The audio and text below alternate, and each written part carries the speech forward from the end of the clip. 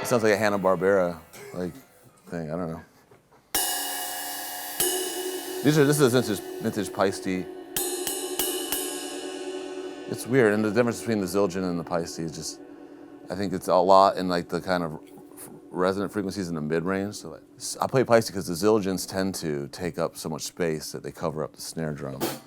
But I prefer the Zildjian hi-hats, typically. I don't really know why they sound good, but they sound good. This is actually my fiance Michelle Branch's drum set. And it's the first Vistalite I've ever really played a lot. I have a Gretsch round badge, like amazing kit, but this thing sounds better.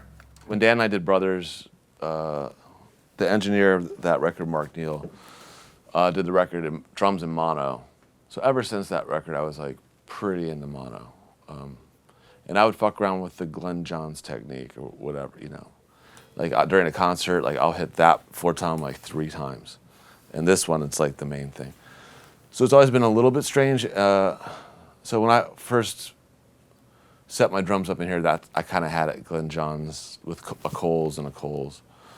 And then when Mark started working here, my engineer, we sat and went through a few different configurations of mics. And we figured out if we added a second mic to the Glenn Johns technique on either side, it would sound cool. And it was sounding pretty good. We had it measured off the snare like they tell you to do.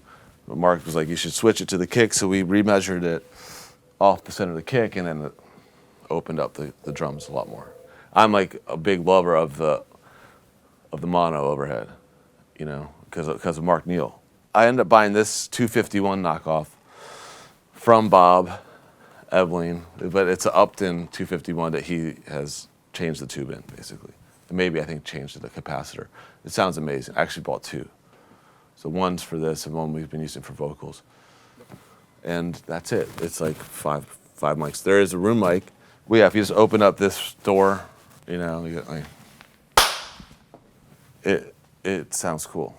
So I'll just go down the line and explain to you what's on every mic, and after we'll play the mix. So here's the kick drum, which is the BAE 1084. It goes to the API 1604 line amp through 560 EQ, and then out to a DBX 160 compressor.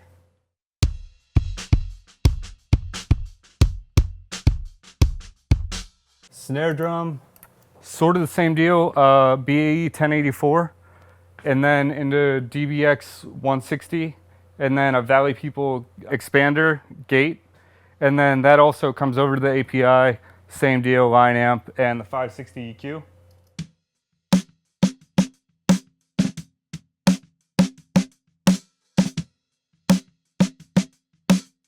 The mono overhead, still kind of similar, the 1084 again, except that goes to the Spectra 610 compressor, and back over here to the API 560 as well.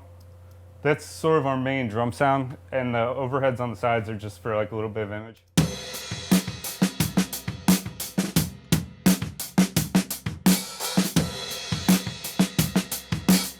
The overheads on the outside are sort of kept lower in the mix, but they're just for a little bit of spread, especially because Pat has 2 4-toms. It's kind of cool to get that bounce back and forth. Those are the Coles, and those are going through the Sphere Fab 500 preamps, and then into this Overstayer stereo voltage control compressor that has the EQ and harmonic contour and all that. And those also come back over here through the API, except those are going through 2 560A EQs.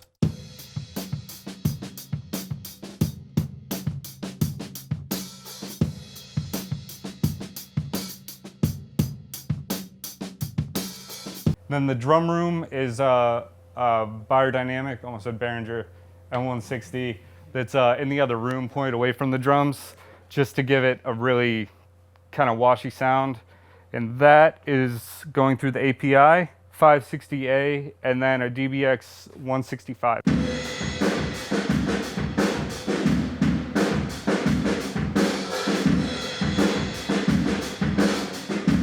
We have an EMT 140 set up next to the drums that we don't really use traditionally. We just have it as a microphone, basically. So you only get like the kick drum, 4-toms, big snare hits really get picked up by the reverb.